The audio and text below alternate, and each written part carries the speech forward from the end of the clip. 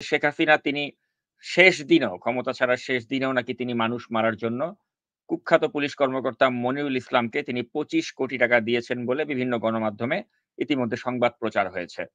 আর এদিকে আরেকটি ভিডিও সামাজিক যোগাযোগ মাধ্যমে ইতিমধ্যে ভাইরাল হয়েছে যেখানে আমরা দেখতে পারলাম যে মানুষকে হত্যা করে সেই লাশের স্তূপকে ভ্যান গাড়িতে তোলা হচ্ছে। পরবর্তীতে জানা গেল যে ওই ভ্যান গাড়িতে থাকা লাশগুলোকে নাকি পুড়িয়ে ফেলে একদম মেরে ফেলা হয়েছে পুড়িয়ে। তো এই যে একটা মানে নিকৃষ্টতম বর্বরতা আমরা দেখতে পেলাম। তো এই বর্বর কাজগুলোর তো ইন্ধন কে জুগিয়েছে? ক্ষমতাসীন আওয়ামী লীগ।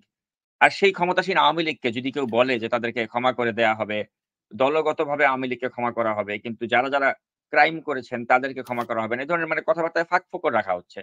যেমন কেউ বলছেন যে জামায়াতের আমির তো আসলে বলেছেন, আওয়ামী লীগ নামক দলটিকে ক্ষমা করবেন। কিন্তু দলের যারা অপকর্মগুলো করেছেন তাদেরকে ক্ষমা করবেন না।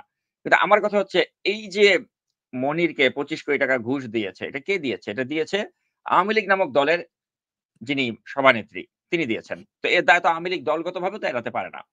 এবং এই আওয়ামী লীগ দলটার ব্যানারটাকে কাজে লাগিয়েই তো অপকর্মগুলো করা হয়েছে। তো আপনি যেভাবেই বলুন, যেভাবেই মানে এটা ব্যাখ্যা করেন না কেন, এখানে যারা এর সাথে সংশ্লিষ্ট আওয়ামী লীগের নেতাকর্মী, তারাও যেভাবে দায়ী, দল হিসেবে কিন্তু আওয়ামী লীগ ওই দায়টা এড়াতে পারে না।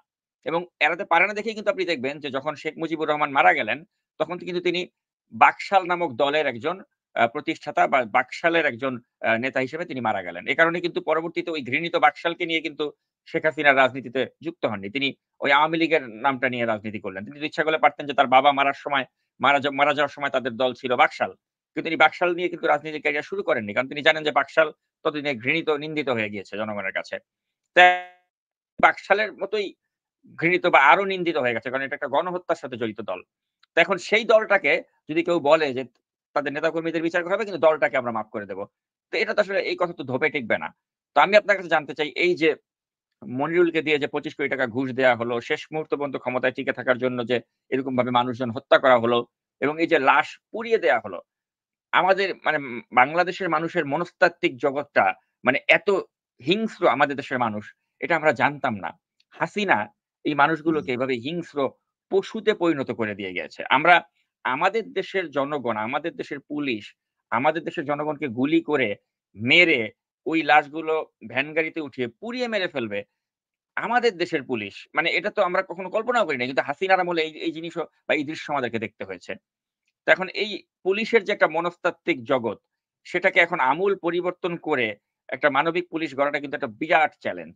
তো এই সবকিছু মিলে একটু আমি আপনার বিশ্লেষণ জানতে চাই। আপনি ঠিকই বললেন, এই যে আশুলিয়াতে আমাদের ৫ তারিখ যখন এই যে ভারতের গোলামি, এই মেড সার্ভেন্ট যখন পালাইলো, তখন ছাত্র জনতা যখন বিজয় মিছিল বের করছে, বিজয় মিছিল করে তারা থানাতে, আপনার স্বাভাবিকভাবে থানার প্রতি তার এর আগেও ৪ তারিখ ৩ তারিখ আপনি জানেন সাভারে এবং আশুলিয়াতে বড় ধরনের খুনাখুনি করছে পুলিশ, এবং সেগুলো সিভিল, এবং সেখানে ছাত্রলীগের গুন্ডারাও যোগ দিছে। এবং ছাত্র জনতা যখন আশুলিয়া থানাতে ছাত্রলীগের পান্ডারা মানে খুনিরা বসেছিল বলে তারা সেটা আক্রমণ করছে, তখন সেখান থেকে প্রায় ২০-২৫ জন ৩০ জন এক একজনের হাতে নাকি দুইটা, একটা কাঁধে একটা হাতে অস্ত্র নিয়ে, যেগুলা পুলিশের কাছে নর্মালি থাকে না, এগুলো মিলিটারিদের কাছে থাকে, এইরকম অস্ত্র নিয়ে তারা মানে এক একজনের কাছে শত শত এমনকি হাজার গোলা বারুদ নিয়ে তারা ওপেন ফায়ার করতে করতে হাজার হাজার মানুষের উপর আপনার গুলি চালায়। এবং গুলি চালানোর মধ্যে অনেক লোক মারা গেছে। আপনি জানেন প্রত্যক্ষদর্শীর যেগুলো আমরা ভিডিও পাইছি, সেখানে অন্তত কমসে কম ৪০-৫০ জন মানুষ ওই তখনই মেরে ফেলে। এবং একটা প্লাস্টিক ফ্যাক্টরির দেওয়ালের পাশে স্তূপে পড়ে থাকা ৭ থেকে ৮ জনের লাশ, যেটা সম্প্রতি ২-৩ দিন আগে আপনার ভাইরাল হলো ভিডিওতে, সেখানে ৭ জনের লাশ, সেখানে নাকি একজন পুলিশের লাশও ছিল, মানে সিভিল ড্রেসে বলতেছে। তাদেরকে একটা ভ্যানে করে নিয়ে পুলিশের গাড়ির মধ্যে উঠাইয়া সেখানে আগুন লাগাইয়া পোড়াই দেয়। এখন আমি তো বা আমি আর আপনি এখানে ২ মিনিটে ৩ মিনিটে কথাগুলো বলতেছি, এটা যে কিরকম ভয়াবহ, এটা যে কিরকম একটা ভয়ঙ্কর পৈশাচিক কর্মকাণ্ড আমার দেশের কোন পুলিশ করতে পারে, আমাদের দেশের কোন মানুষ করতে পারে, এটা আমি বিশ্বাস করতে আমার খুব কষ্ট হচ্ছে। আমার মনে হয় ১-১.৫ মিনিটের নাকি কত ছবি, এটা মানে আমি দেখতে পারতেছিলাম না। আমি একজন মানুষ ওখানে দেখলাম, একজন নড়তেছে, মানে এটা নড়াচড়া করতেছে উপরের ছেলেটা। হায়রে আল্লাহ, আমার দেশটা যে, এই যে আপনি শেখ মুজিবের কথা বললেন, আমার দেশটা, এই যে শেখ মুজিবের পিছনে ছবি রাখে এখনো আসিফ নজরুল। আসিফ নজরুল সাহেবকে আমি বলতে চাই, আসিফ নজরুল সাহেব, আপনি সংবেদনশীল মানুষ, এই আন্দোলনের ছাত্রদের পক্ষে ছিলেন, অনেক সাহসী কথা বলছেন, অনেক আপনি আপনি নিজেও সহ্য করছেন ভয় ভীতি, আপনি নিজেও বলছেন আপনাকেও অনেকে ইয়ে দিছে, আপনি তত্ত্বাবধায়ক সরকারের একজন গুরুত্বপূর্ণ অ্যাডভাইজার, আপনি অনেক কাজ করছেন। কিন্তু আমি আপনাকে অনুরোধ করব, আপনি আমাদের বয়সের ছোট হবেন, আপনি আমাদের বয়সে বড় হবেন না, আপনি আমাদের বয়সের ছোট, হয়তো আপনি লেখাপড়া অনেক বেশি জানেন। আমি আপনাকে শেখ মুজিব সম্পর্কে আপনাকে আপনার পুনরায় ভিজিট করতে বলবো আপনার ইতিহাস, প্লিজ ডক্টর আসিফ নজরুল। আপনি শেখ মুজিব সম্পর্কে যে কথা বলছেন, আপনার থেকে আমি শেখ মুজিবকে আরো বেশি সম্মান করতাম। আমার বাবাও মুক্তিযোদ্ধা সংগঠক, আমার বাবাও আওয়ামী লীগ করতেন, একসময় মুসলিম লীগ করতেন। মুক্তিযুদ্ধে আমাদের বাড়িও ক্ষুদ্র হলেও একটা মুক্তিযোদ্ধাদের একটা ক্যাম্প ছিল, রাতে আমাদের বাড়িতে মুক্তিযোদ্ধারা এসে অবস্থান নিত, প্ল্যান করতো কি করবে। আমার এলাকার মানুষজন সেটা এখনো জানে। আপনাকে আমি অনুরোধ করব, আপনি শেখ মুজিবকে ৭২-এর 10ই জানুয়ারি পর্যন্ত মূল্যায়ন করেন, এরপরের মূল্যায়ন আপনার কি আমি জানতে চাই আপনার কাছ থেকে। শেখ মুজিব বাংলাদেশের ঘৃণিত ব্যক্তিতে কেন পরিণত হয়েছে?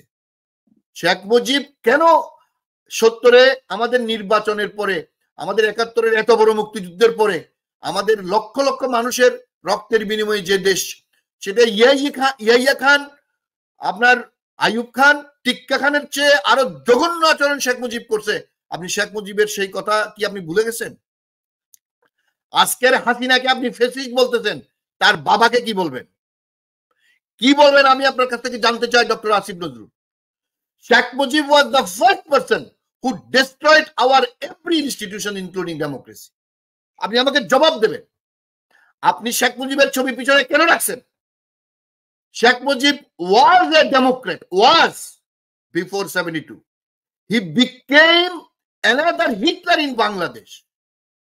শেখ মুজিব পার্লামেন্টে সিরাজ শিকদারকে হত্যা করে না, তার জল্লাদ এসপি মাহবুবকে দিয়ে হত্যা করার পরে পার্লামেন্টে বলছিলেন, কোথায় আর Siraj Sikdar? Is he a Democrat? Should we remember him?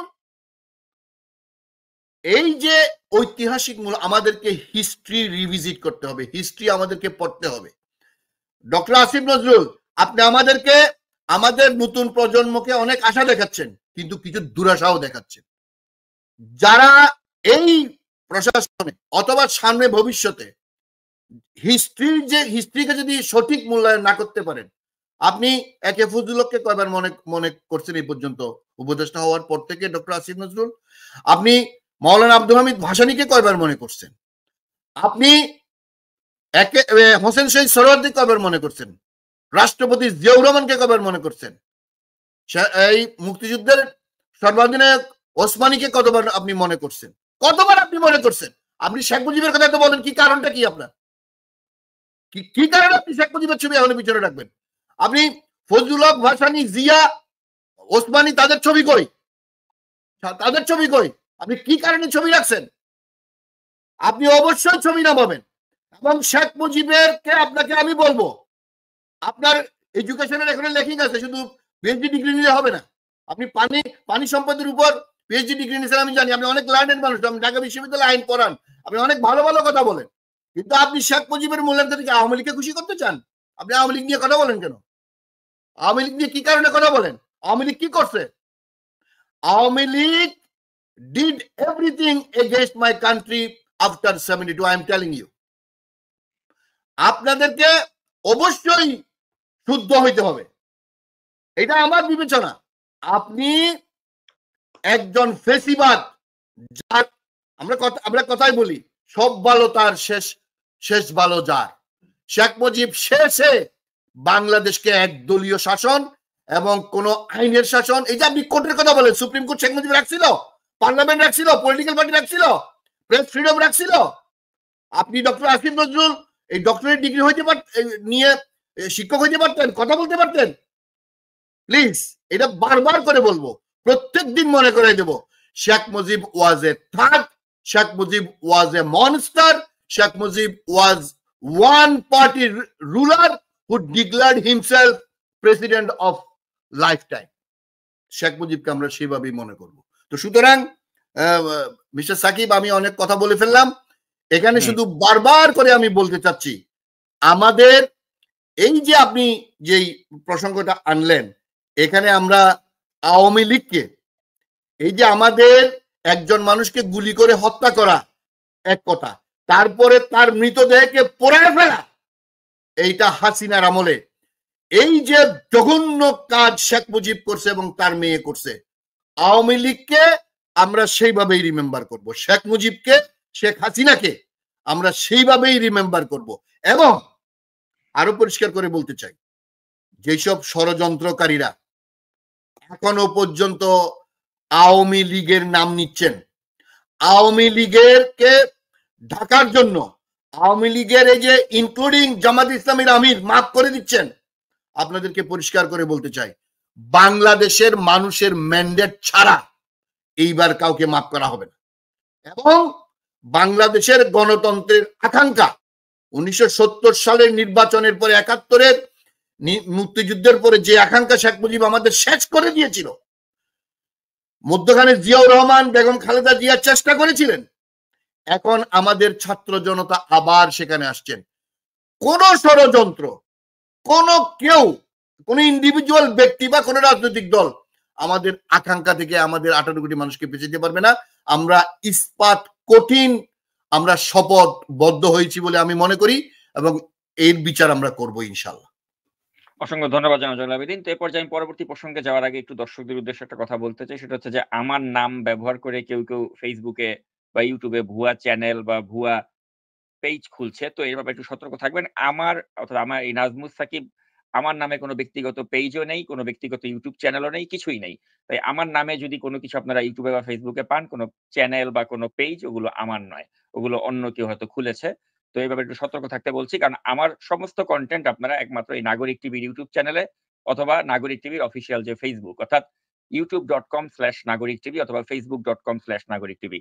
এটা হচ্ছে একমাত্র অফিসিয়াল সোর্স আমার যে কোনো কনটেন্ট পাওয়ার জন্য। এর বাইরে যেখানেই আপনারা আমার কোনো কনটেন্ট দেখবেন, সেগুলো আসলে আমার কোনো অফিসিয়াল কনটেন্ট নয়। ওগুলি সব আনঅফিসিয়াল, হয়তো অন্য কেউ আপলোড করছে। ওটার সাথে আমার কোনো সংশ্লিষ্টতা নেই। আর আমার একটা ভেরিফাইড একটা আমার ফেসবুক প্রোফাইল রয়েছে, ব্লু টিক মার্ক দেয়া, ওটা আমি চালাই। এর বাইরে আমার যেকোনো কনটেন্ট আপনারা যদি পেতে চান অফিসিয়াল সোর্স থেকে, সেটা একমাত্র সোর্স হচ্ছে নাগরিক টিভির ইউটিউব চ্যানেল, অর্থাৎ www.youtube.com/নাগরিক টিভি এবং www.facebook.com/নাগরিক টিভি। এটার বাইরে বাকি যেখানেই আপনারা আমার কোনো কনটেন্ট যদি পেয়ে থাকেন, আমার নাম দিয়ে যদি কেউ আপলোড করে, ওগুলো কিন্তু সবই ভুয়া। ওটার সাথে আমার কোনো সংশ্লিষ্টতা নেই। তো এটা আমি একটু আপনাদের জ্ঞাতার্থে জানিয়ে রাখছি। তো এবার পরবর্তী প্রসঙ্গে আমি যেতে চাই জনাব জয়নুল আবেদীন। আমি যেটা আপনার কাছে জিজ্ঞেস করতে চাই এবার, যে এই যে একটা গণ অভ্যুত্থানের পর এই আওয়ামী লীগ, এই আওয়ামী লীগের যত নেতা কর্মী যারা রয়েছে, এদের অনেকেই এখন দেশান্তরিত হওয়ার চেষ্টা করছে শেখ হাসিনার সাথে। যদিও অনেকেই দেশান্তরিত হতে পারছে না। কারণ শেখ হাসিনা তাদের থেকে পাসপোর্ট গুলো রেখে দিয়েছিলেন। যে কারণে তারা কিন্তু অনেকেই আটকা পড়ে গেছে। তারা এখন বিভিন্ন জায়গায় তারা লুকিয়ে আছে। কেউ নিরাপদ আশ্রয়েও আছে। তো একটি দল আপনার দেখুন, চিন্তা করে তাদের পতনের পরে তাদের হয়ে কথা বলার জন্য এই যে তাদের ৩০০ আসনের এত এমপি, কাউকে এখন খুঁজে পাওয়া যাচ্ছে না। টকশো গুলোতে আওয়ামী লীগের হয়ে কেউ যেতে সাহস পাচ্ছে না। কেউ নেই, সবাই আত্মগোপনে আছে। তো এখন এই দলটিকেই পুনর্বাসন করতে আমাদের কাছে মনে হচ্ছে যে কোনো উপদেষ্টা হয়তো দায়িত্ব নিয়েছেন। যেমন আমি এর আগে একটা অনুষ্ঠানে বলেছিলাম যে হাসান আরেফ, তার ছেলে, সে সরাসরি, এই যে মোয়াজ আরিফ, সরাসরি আওয়ামী লীগের লোকজনকে পুনর্বাসনের দায়িত্ব নিচ্ছে এবং এ সংক্রান্ত ছবি ইতিমধ্যে প্রথম আলো পত্রিকাতে এসেছে। তো এভাবে দেখা যাচ্ছে যে কিছু উপদেষ্টা তারা কিন্তু তলে আওয়ামী লীগকে পুনর্বাসন করার একটা ভূমিকা রাখছে, যেটা খুবই নিন্দনীয় এবং জঘন্য কাজ। আর আপনি যেটা বললেন একটু আগে যে আসিফ নজরুল, তার পেছনে কেন দেয়ালে আমরা শেখ মুজিবুর রহমানের ছবি দেখব? এটাও কিন্তু একটা প্রশ্নবিদ্ধ আচরণ তিনি করছেন।